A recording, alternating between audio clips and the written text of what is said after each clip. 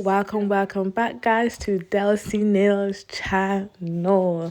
I got another one for you guys. Like, I'm going back to back. I am so thankful. I'll be getting clients. Like, I am so thankful, so I can show you guys content. You know how I do it. It's clear. I use clear as a base. This is Nail Nails Clear Acrylic. I feel like it strengthens the nail. I feel like it's reduced grow out, and I feel like it just makes application very flawless. Some people may say they don't see any difference, but to me, I do. So I'm gonna share that with you guys. So this one, I'm just going with my first bead. I put it where the natural nail and the nail tips meet. I kind of pat it into shape, work on my sides. Any little overflow from the acrylic, I'll just swipe it away. I do work with a more wetter consistency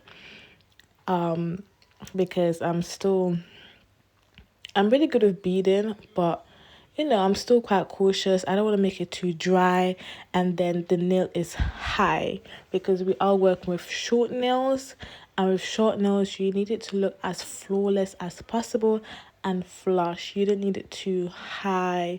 You don't really need a dramatic apex or whatever. So this is my second bead. I'm going to push it up towards the cuticle, wipe away any acrylic that might be spilling over on the side, and just fix up the side wall and just make sure that it's neat. Because the acrylic is a bit wetter, I'm able to push it up to the cuticle area and then swipe down and basically create a very flat and nice surface. If I need to add any more acrylic, I will, just to create that little strength, because sometimes when you work with wetter bead, it can not weaken the nails, but it's not as strong than if you're working with a more thicker or drier bead. So just bear that in mind. If it's going to be wet, it might not be that strong. But although I work with wet bead, it's not super duper wet. So this is it. I'm just wiping the sides, making sure it's clean in the side walls, making sure it's straight, making sure it's flat, making sure it's not flooding the cuticle. Remember to tilt your finger downwards, because you're going to use gravity to help you. Gravity will do almost half of the work, while patting and just making sure it doesn't flood the cuticles. That's the other half. Application shouldn't take long. I don't know how long I take in the application. I've not timed myself, but hopefully one day I'll time myself, guys. So I'm just moving on again, putting acrylic where the tips and natural nail meet, and just patting everything into motion. That's basically what you guys see me doing. You have to get your powder to ratio down. Like, it has to be down. Some people have preference, like me, I like working with wetter bead, but it's not that wet where I'm literally chasing it. I'm not chasing it, because with acrylic, once you put it down, it likes to widen, it likes to spread out, so naturally it will do that. Hence why I pat my sides. But one day I will basically try to show you guys my powder to liquid ratio, and hopefully that helps. I like flushness. I've mentioned that so many times, and sometimes I'll just use the smallest bead and stick up to the cuticle area, and that'll be able to create like a flushness and also level everything. I'm just onto the index finger, guys. Pretty much this is really explanatory right now, and it's quite repetitive as well. So I'm gonna let you guys watch that. And now I'm going in with my second bead. Okay, you guys can see me pushing it. And once I've pushed it, I swipe, because I don't need that excess acrylic. When you tap, that's you moving it into place. When you swipe, that's you basically taking it off. And I think there's another one, there's pat, swipe, and there's some other one, but I can't remember. But if I was to use that method, I will show you guys. So this thumbnail, guys, my soft beige, this is what I'll be using as the basic color, soft beige by Nail Nails. My soft beige was running out. I always get two of almost everything I have, and I couldn't be bothered to basically use my new one, because when I'm in the mood of doing nails, I don't really like to stop. But eventually I realized that because there's not much acrylic, my bead is getting much more watery and much more thinner. So eventually I had to switch it out and get the new one. So this is my third bead, because obviously the other two beads were quite thin. This is my third bead. So you can see me pushing this fourth, I believe, up to the cuticle. Push it.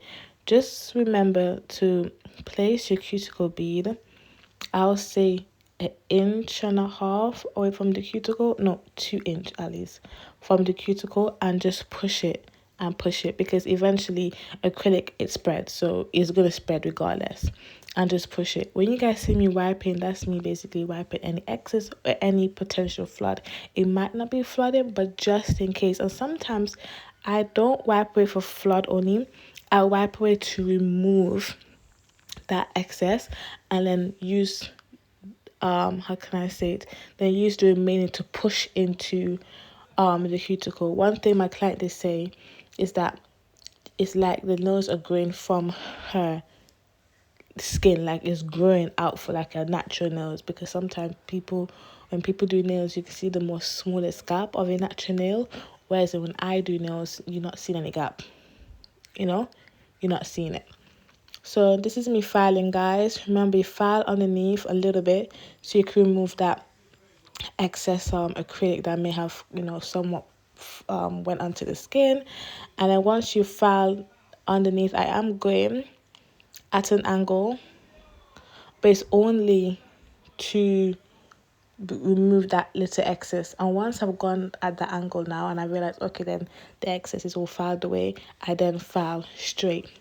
And I'm filing straight for it to be like a square, because she wants a square. When you're doing a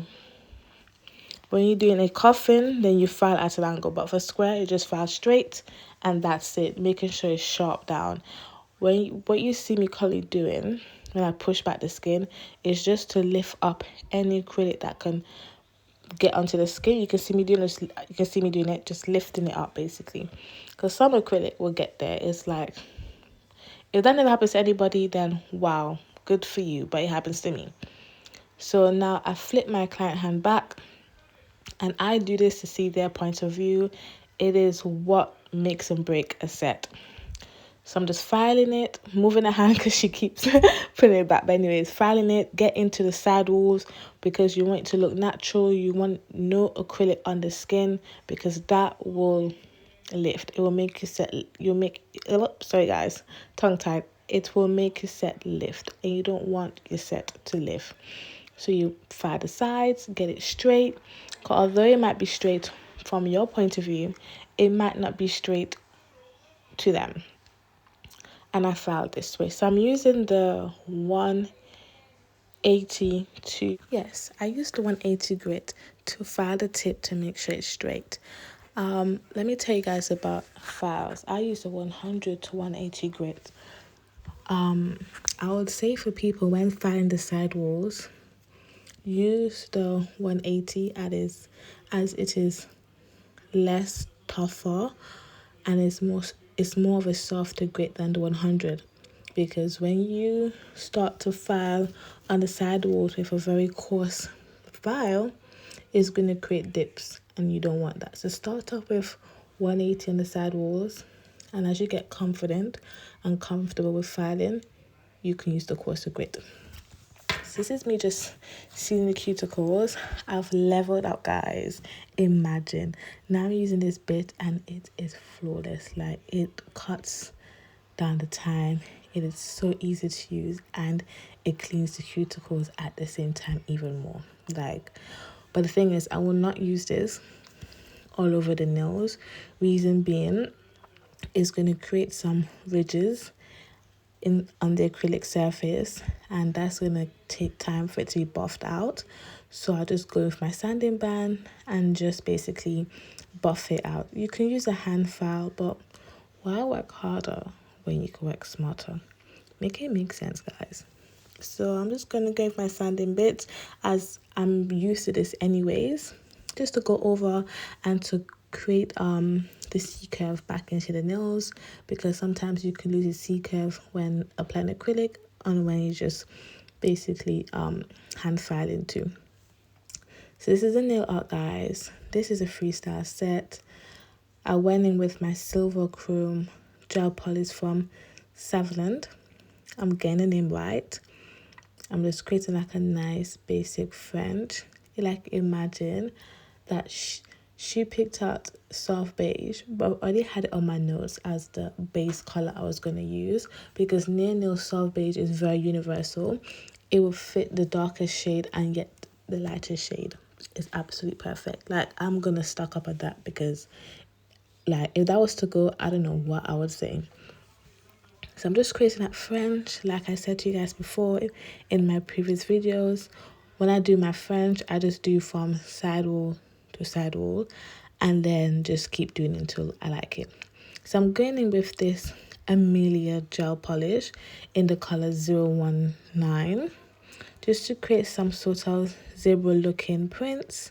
I didn't do too much because I don't know if my client likes pink like that, so I didn't want to, you know, over exaggerate it, but I still wanted some sort of color, and I did not want white. I just wanted pink. Like, my vision board said pink, and I went with pink. Now I'm just creating the kaws design. This is my first time creating these design, guys, but it's a freestyle, so why not just go out of my norm and just create something fun? It's just the kaws, guys. Normally people use like black when you're doing the shad in the car design, but as the theme is silver and pink, I went in with silver, and I actually like it. I really do. It's different. I've not seen it, but sometimes different makes you stand out, right? So that's what I did. I did it with silver, and you guys are gonna see that, like, this, I actually like it. I ain't the best at drawing, but I'll make it work. I will make it work. Tell me what you guys think. Like, wow, look at that. So now this is a star. Guys, I struggle. When I looked on YouTube Shorts, it looked easy like a MF. It looked easy. And it was not easy. I still had to go over it. But you know what? It's in my vision board, and it's what I wanted to do, and it's what I wanted to try, and there's no way I was going to erase it and start all over again. So, not all over again, more like change the design. No, I didn't want to feel like a failure. So, I made it work. I did the star, and it looks like a star. Especially me, I cannot draw shapes. Give me nail art, but try to give me shapes like heart, triangle, square, circle, and star. I can't do them. So I'm just going with the silver again, just to make it stand out, to make it pop, create definition, and create some sort of what's it called, a border around those the star. And now I'm just going with some blooming gel. My blooming gel is from Nair Nails, and is what's going to make the gel bloom out and give it that appearance, like a misty kind of appearance. So I'm just going with my fine lining brush and just create some lines. It doesn't have to be perfect. It's just random lines, and then create some little strokes on the side, and then give it like a few seconds to bloom. You can wiggle the finger around, like just wiggle the finger around just to give it some movement, and then allow it to bloom. So now I'm just going with top coat, and I'll top coat all of the nails. This is the finished look, and I hope you guys like it. Make sure you like, comment, and subscribe. Bye.